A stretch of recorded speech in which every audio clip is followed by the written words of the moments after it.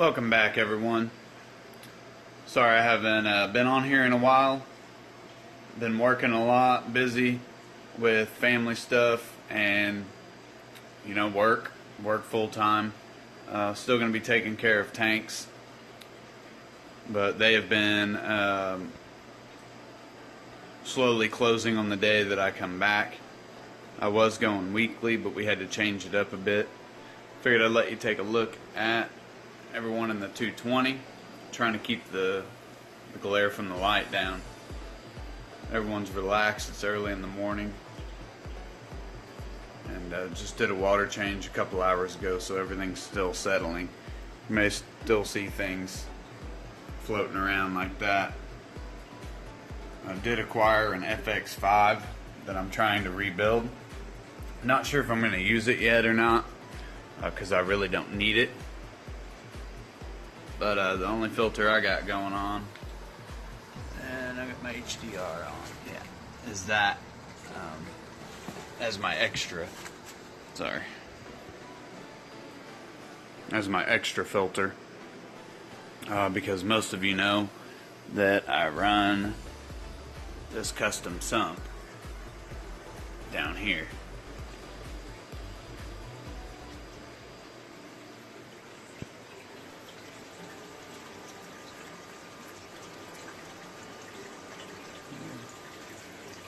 Water comes down, pipe on each side. That corresponds with the pipes up here.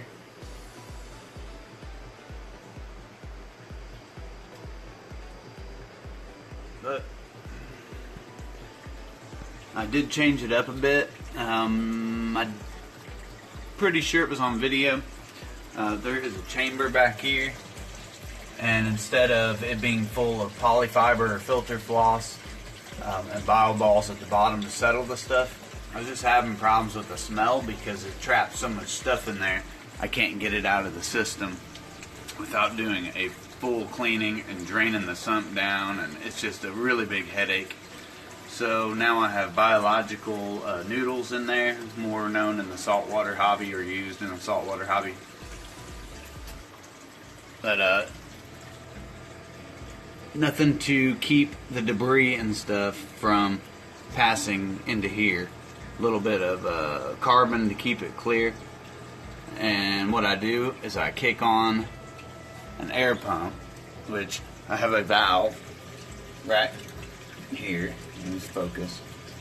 1, 2, and 3. They all control this side of the sump. And watch, I'll demonstrate. I open the valve when I want to clean. Wait a second, and then just watch closely.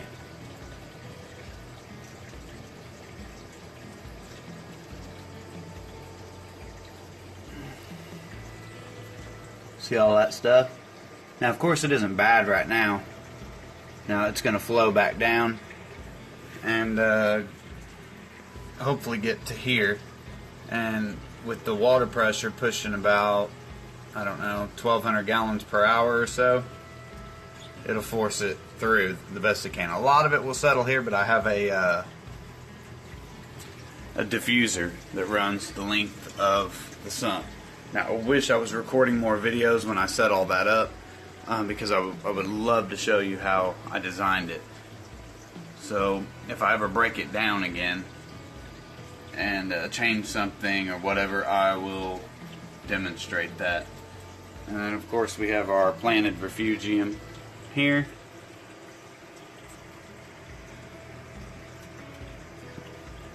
You see it has to pass through this, right up the sponge here, all the length, the depth of the tank, and then through the filter floss and polyfiber. The main thing to watch for on some, especially of this kind of design, is how the water level is just a smidge,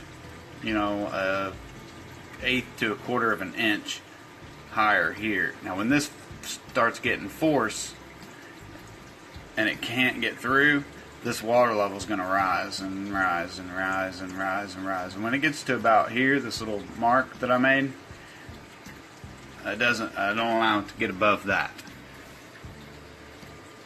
Because that means that this is plugged up and it needs cleaned. So that's kind of a telltale sign. Anyways, this is the rest of the sump, the other side of the refugium, and then just filter pads galore. Kind of too many. I guess I could do a breakdown. I planned on cleaning it here in a bit, but I did want to make sure that I did my water change and cleaning before that. But as you can see, the length of the tank is fine, so I guess I could pull them sponges and clean them. There's no real need for the beneficial part of the tank to keep them. I have plenty of beneficial bacteria.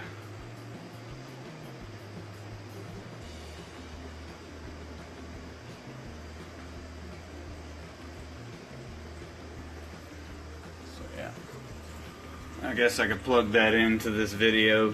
So yeah, I'll add another clip in. I hope everyone is having a wonderful day. And sorry that I've been a little bit less consistent than normal. You know, it does happen. This isn't my full-time job, so fish is my hobby, and cleaning fish tanks is a hobby slash side job.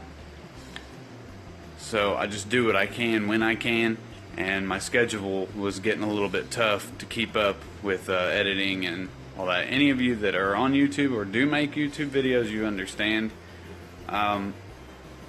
Yeah, and that's part of it. I have to try to keep up. I also have my wife and 2 boys, so keeping up with everything there is a challenge. Now I'm coaching basketball for my soon-to-be 10-year-old son, so that's exciting. But anyways, I will put another clip in of me doing the filter. So here we are in front of the sump, and I'm going to change the pads and pull them. So first off, what I'll do is I'll get the fish food ready to feed, and I will push the feed button on my filter. It shuts the pump off for 10 minutes, which gives me 10 minutes to do all this. So what I'll do is I'll get my light off of the refugium, pull the lid back, and then get it started. So I have the light removed. Then I'll just peel this back a little bit, and I'm going to shut the pump off while I get their food ready. And this is the intake or output. That's the output for the UV sterilizer that I use. I need to actually shut it off because there's no real reason for me to be running it right now. Let me grab the food and feed. Alright, so first off, pull out this. And shutting the sump off helps tremendously because I don't have to worry about all this nasty going directly into the tank. You can see how it just got cloudy. More or less what it'll do. The whole other chamber will be like that if I have it running when I decide to clean it.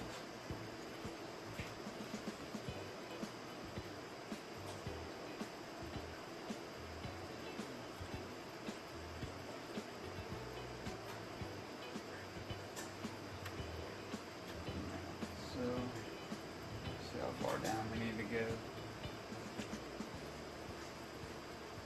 Pull out the layers, like that, and make the water mad. And I need to go all the way down to the blue filter pad so I can replace one of them.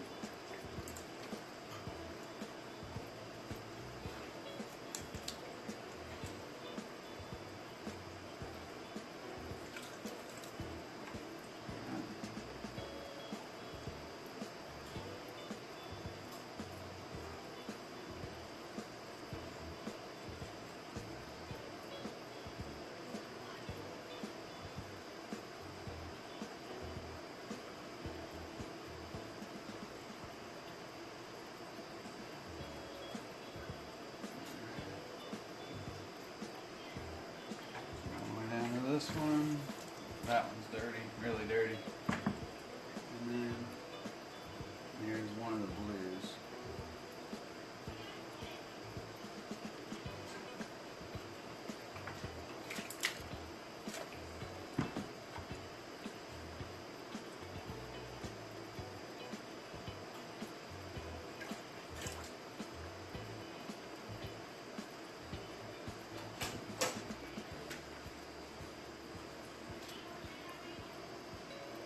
Now I'm pushing the new pad down.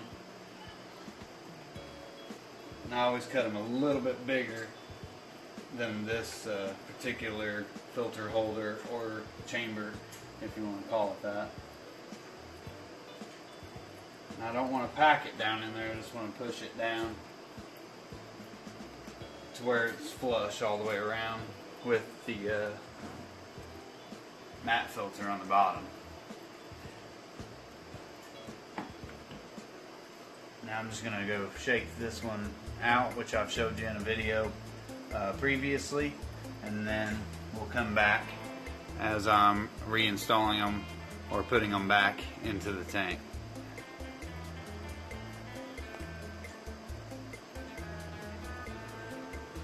Alright, I have two of them clean that I can add back in, which will be another one of the blue and white. I like these a lot.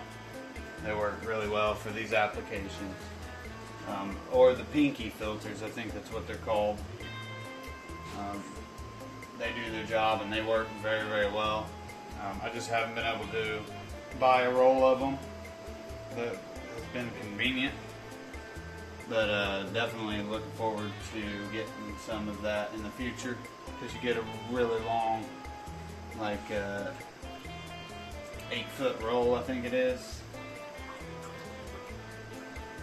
And it's not much more expensive than buying 2 rolls of the blue with white padding. Alright, I got them in. I'm going to clean up a couple of the other ones that I'm reusing, and I'll show you me reinstalling them, and then we'll talk about it a little bit. Notice how the sump and operating level is, this water level is lower than what's coming across. It's like a waterfall effect almost. We'll fix that here in just a minute, but I want to go ahead and show you what I'm putting. And so I have a carbon pad. It's going to be next to last. I have a nitrate pad. I just use a little bit of it. This is actually a reused pad.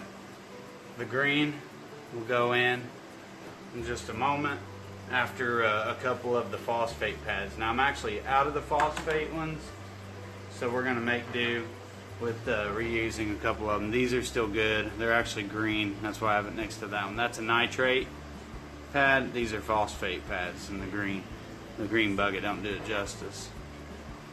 But you get the idea.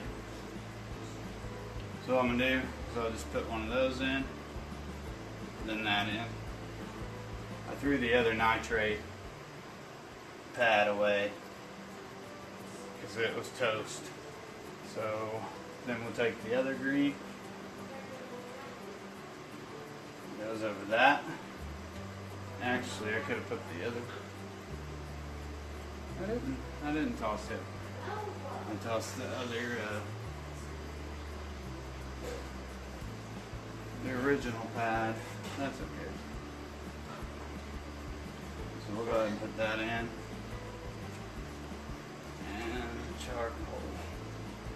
charcoal ones, they work wonders.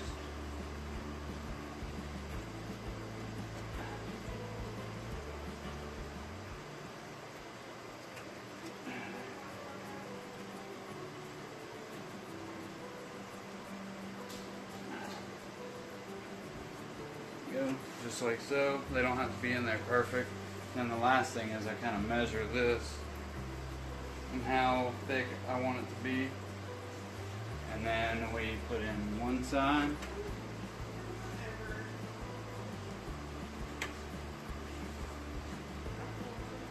Level it out. It goes like that. And then we lift our other hose.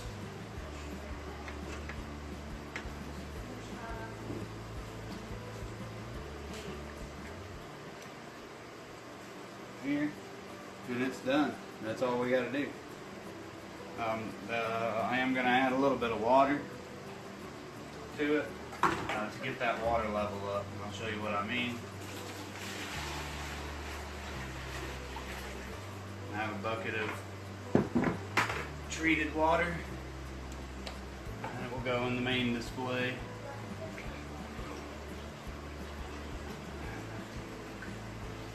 And you'll slowly watch it fill up.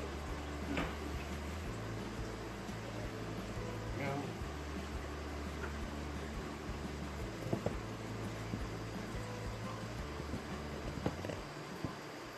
And that is the system in full.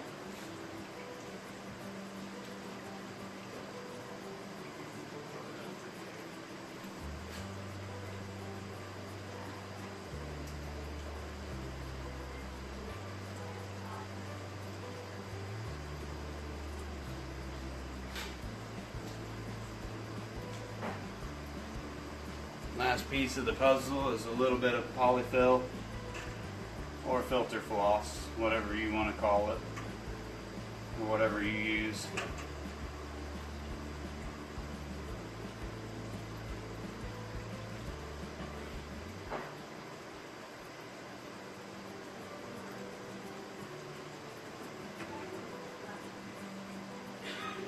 That's pretty much it. Now all we let it do is filter the tank, and we keep the water clean by not only the filter but doing weekly or bi-weekly water changes depending on your preference or what your fish's needs are. Otherwise, you guys have a great day. Until next time, peace.